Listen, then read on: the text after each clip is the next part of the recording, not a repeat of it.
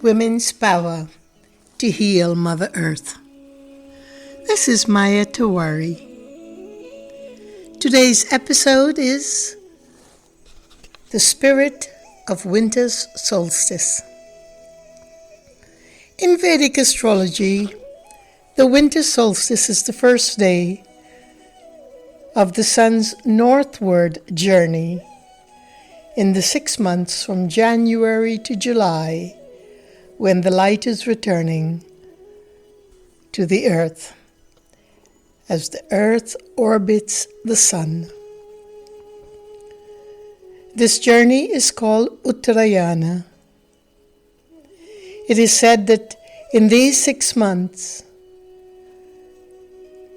it represents one day to the gods. The world returns to the path of the celestial in auspicious time. It is the time when the sun's rebirth comes into its full effulgence. It is called a time for gratitude. It is the time of reseeding faith and hope, and everything that leads towards a positive presence and future. The winter solstice is the best time to make our resolutions for the next while going forward. It is the time to plant the seed for hope and the removal of life's challenges. It is the time for us to honor our imperfections, bring them to the fore so that we may convert them into our greatest strength by accepting that we have flaws and faults. This is part of the spirit of the winter solstice. It is part of the cosseting blanket of the dark.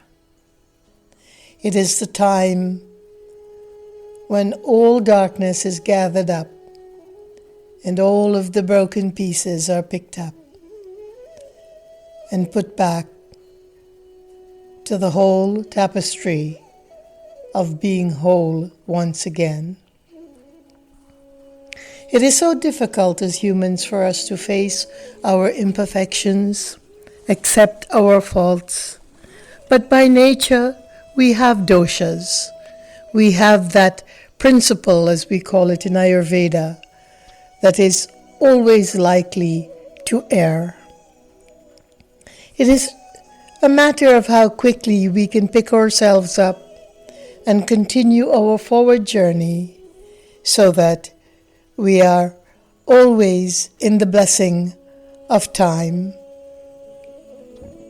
The Kala Chakra, time, is not a linear instrument of measurement of our future and our past. It is in fact a complex and dynamic cyclical system that works in tandem at the behest of the Mother of the Universe, Lalita Tripura Sundari. On the winter solstice, the sun reaches the dark zenith of the underworld. From this deep, profoundly grounded space, we are reborn and can be reborn. The winter solstice is said to be the dark night of the soul, but it holds the primordial seeds of revival, rejuvenation. It holds the silence of the dark. It holds the imperfections that we humans are so reluctant to embrace, but we must.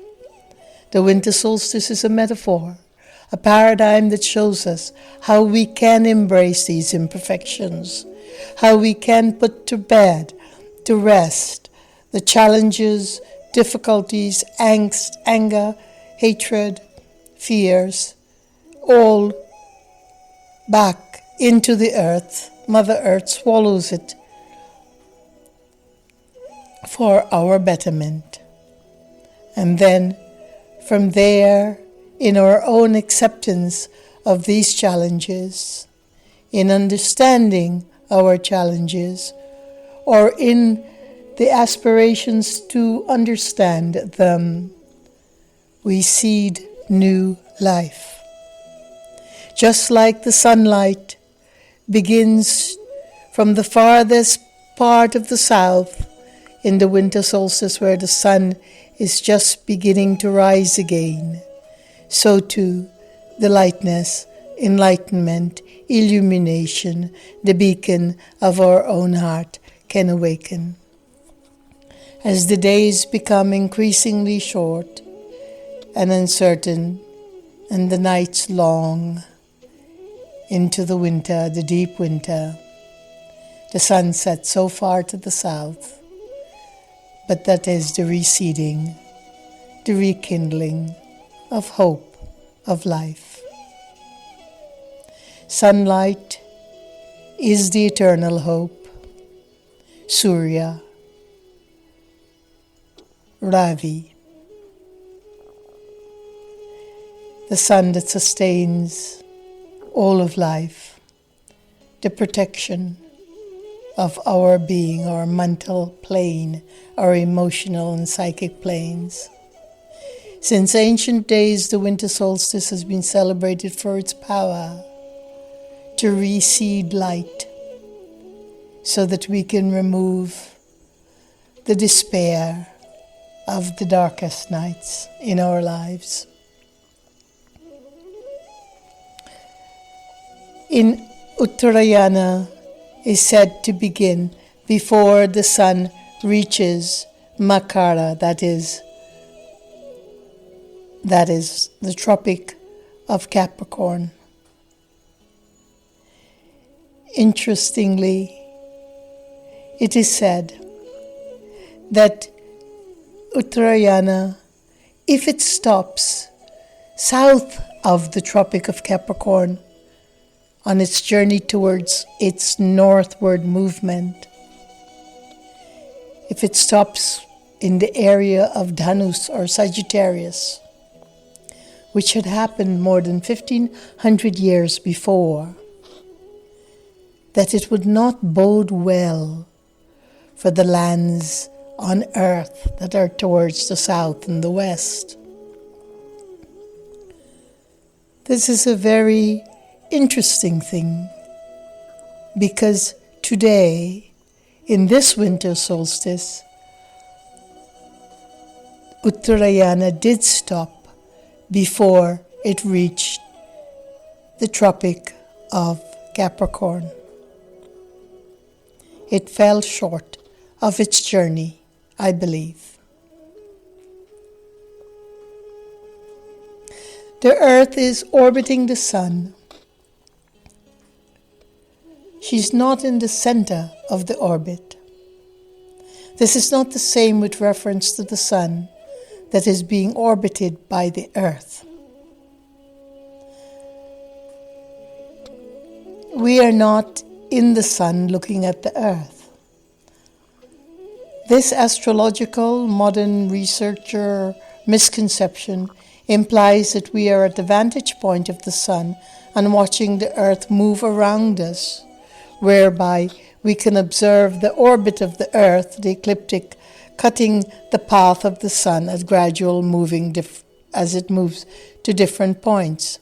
But in actuality, we are on the Earth while it circles the Sun. With less than 3-degree variation in the wobble of the tilted Earth, the Sun will be seen moving across the sky, but the stars far away into the background, within a limited span of space. And what that means is that beyond the two limits, the Sun can never be seen in the backdrop of the stars of the other signs, because as the earth moves around the sun, she's actually oscillating. And this oscillation is compared to the Tanjore doll. The Tanjore doll is a type of traditional Indian bobblehead toy, usually made of terracotta material, where the center of gravity and the total weight of the doll is concentrated at its bottommost point, generating a dance-like continuous movement with slow oscillations. This is exactly how the Vedic seers and ancients of so many cultures have described the movement of the earth as it orbits the sun. The earth's relationship to the sun is not the same as the moon's relationship with the earth. The equinox and the movements do not do a full round as the earth orbits the sun. Modern researchers incorrectly interpret the earth's orbit around the sun to be more like that by the lunar orbit around the earth, in which case the moon's orbit intersects the earth's orbit. But getting back to what this all means to us in the winter solstice. We have just looked at Saturn and Jupiter in a dance together so close that they created what we call the Star of Bethlehem, the most magnificent star up in the sky. We are looking at good omens for 2021, but we're also looking at chaos and challenges coming up in the next decade for us. Because in the Uttarayana journey, as it is said in the Brihad Samhita of the Vedas, here again I'll say what it said. This knowledge was conveyed by the rishis that tells us that the movement of the earth orbiting the sun is not always constant and cannot always be synchronized with the Tropic of Capricorn or the Tropic of Cancer.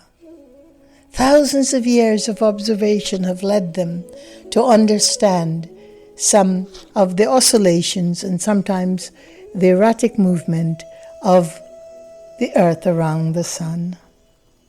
Uttarayana it is called, the northward movement of the earth as she orbits the sun.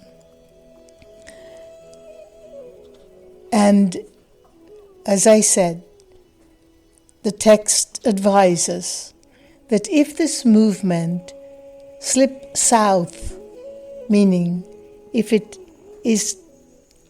begins to the south of the Tropic of Capricorn, meaning in the Tropic of Sagittarius, then it would not bode well for the regions on earth that lie towards the south and the west. But we shan't worry about that.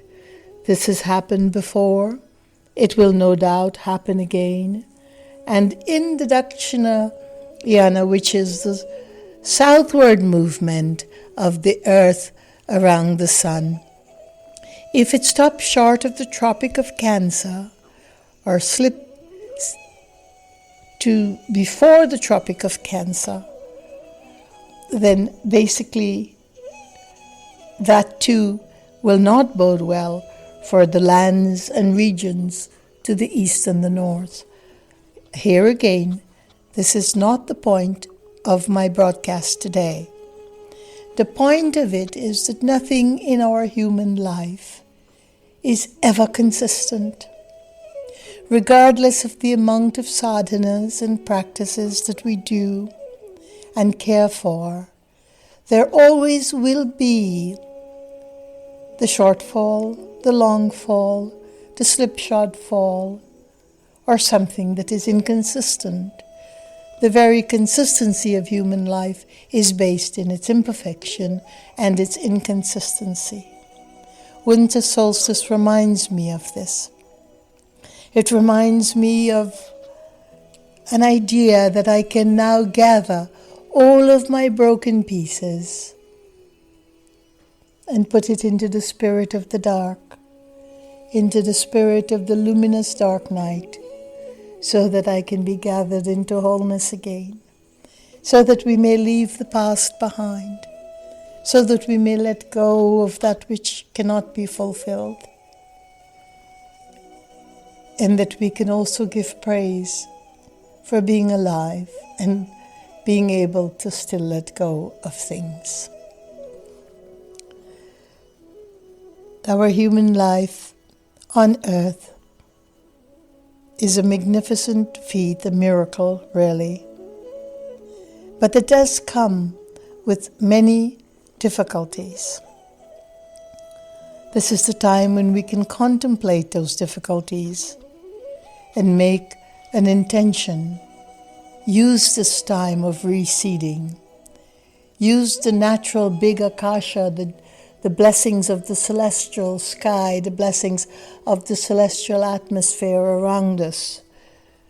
All of the support that we can get are now lying in the winter solstice, the spirit of the solstice, the medicine of the winter solstice. Every native tradition had an understanding, a deep understanding of Uttarayana, of this which we call the winter solstice. The indigenous people honored winter and its solstice in different ways. At the solstice, it is the shortest day of the year, and winter officially begins in the northern hemisphere. Opposite, of course, in the southern hemisphere, opposite timing.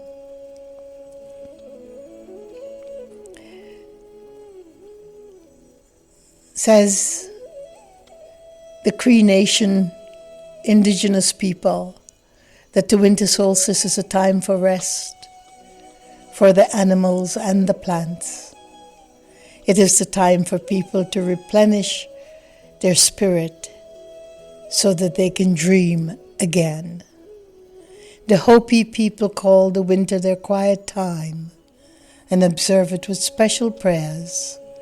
Native Hawaiians observe a makahiki season, taking the time to reconcile, reseed, renew, and on the theme of forgiveness of everything, everyone that caused pain and of themselves.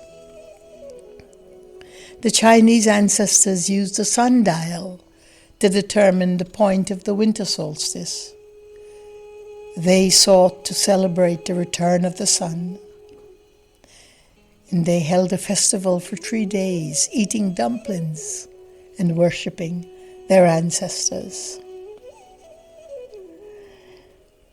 In New Mexico, the Zuni people observed a ceremony through dance where the winter solstice begins at the start of the Zuni New Year. The event is generally open to the public. In Alaska, the Inupiaq people live in a place where sunlight is scarce during the winter. It is dark for 67 days after the sun sets in mid-November, until it rises again in mid-January. The winter solstice is an opportunity for all people to reconnect to the natural world, to sharpen intuition, and to access the most potent ability for the human to rebirth itself. So as we face the enormous challenges of this coming decade, and of the past year being an example of exactly how many challenges we are looking to face, let us understand that in life, the difficulty is part of the natural lesson for growing and maturing, and that the care for the self is no longer a privilege but a priority. That none of our karma spares us, and that is we can embrace the karma however they come, whoever is doing what to whom. We must remember that we are always in charge of our destiny, no matter how sidetracked or how railroaded it has become, even when we are being pursued by covert ops and destructive forces that are overwhelming. We must understand that there are ways that we can protect our energy. We must accept that there's always going to be destruction, non-productiveness, non-creativeness, and stupidity in our universe. In fact, someone said that there is more stupidity than hydrogen in the universe, and it has a longer shelf life. It is true that everyone we meet is fighting a battle of their own. We never know what we're going through, but we can depend on one thing that is truly real, and that is each and every one of us, each and every one of our cultures have broken pieces. And if we were to make gentle that gaze and gentler that mind, that through that energy and vibration alone, we can begin to collect our broken pieces into the wholeness of the one, where each one of us can again be whole. Thank you for listening, and peace be your journey.